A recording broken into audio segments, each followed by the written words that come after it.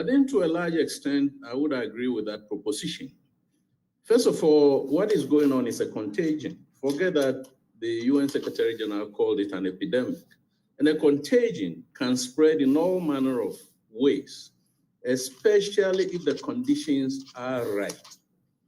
So although there are some specificities of country context for these military coups, some of them could be found in West African so-called democratic states, including our own. So when, for instance, the president used the principle of free, fair, transparent elections, can Ghanaians really pump their chest and say that the last elections were free, fair, and transparent, including even the election of the speaker in parliament, including the processes of voter registration?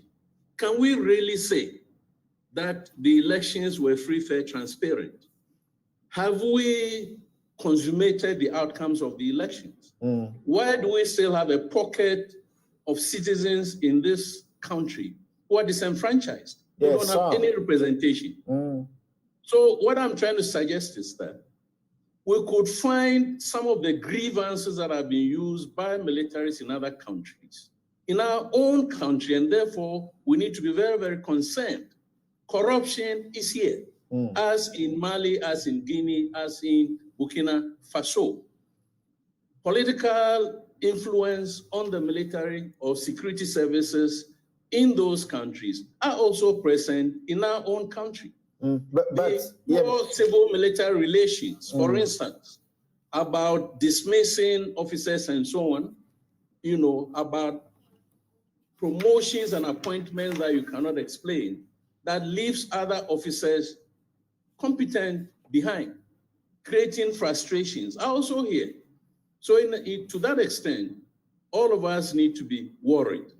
If not, in fact, all of us need to be concerned, not worried, if I may put it. And then the last point I want to make is that I belong to the school of thought that you don't fight terrorism with only guns and bullets. Indeed, it will be more productive to address some of the socio-economic inequalities. And I don't need to be a political scientist or an economist to argue that in the northern parts of this country, bordering the countries that are unstable, there is gross socio-economic inequalities. We're not addressing that. I wanted finally for you to answer for me, despite all that you talk about, yes, SAL may represent, you know, the height of constitutional violation of the rights of, you know, the people there. And this is clearly historic. There's nothing like it before. Of course, in the elections, we are aware about 5 or how many people that got killed, and duty bearers can't seem to be really bothered because there don't seem to be that much action in that regard. In fact, there are people who got very peeved when a deputy speaker of parliament suggested that these lives didn't matter.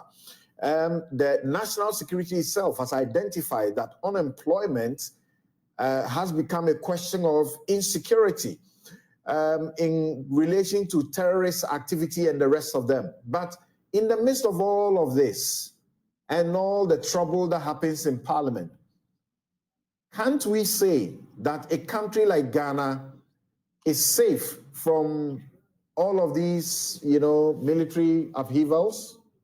We can't say that, Samson. Why not? Why not? Because our democratic system is entrenched, is it not? It is not entrenched. In fact, I would argue that it is a veneer, you know.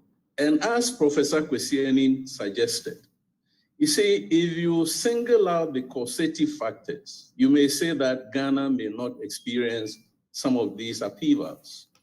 We may wake up tomorrow and Ouagadougou would have fallen to the jihadists. The jihadists will be closer to our borders. Even the current military coup could evolve into some kind of civil war where another part of the military rises against the establishment. And therefore, we need to be concerned beyond what is going on in Mali. Okay. But the other point is that, you see, when we say that we are prosperous, our economy is doing well, our democracy is entrenched, it is not as simple as that.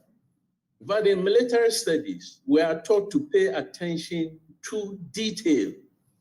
Now, if people in this country cannot be paid, and you've just mentioned the case of the the lecturers. If there is unemployment, as huge as Professor Christianian has suggested, the youth bulge and the youth unemployment, why on earth do we have a political class that shuttles around the world in chartered planes? For instance, why do we even want to begin to talk about buying a new presidential plane? Why do we, for instance, want to start talking about paying first ladies beyond the 49,000 or so that is paid to the president, when many millions of Ghanaians don't have the wherewithal to find the daily bread to put in their mouths? Okay. When schools are in dilapidated structures, children are lying on the ground to sleep. See, when you go into the details, you realize that this so-called prosperity is only for a few, including yourself and myself. The majority of Ghanaians are not part of that discussion. That's right. And we need to worry, because in a second, the emotions could go through the roof. Okay.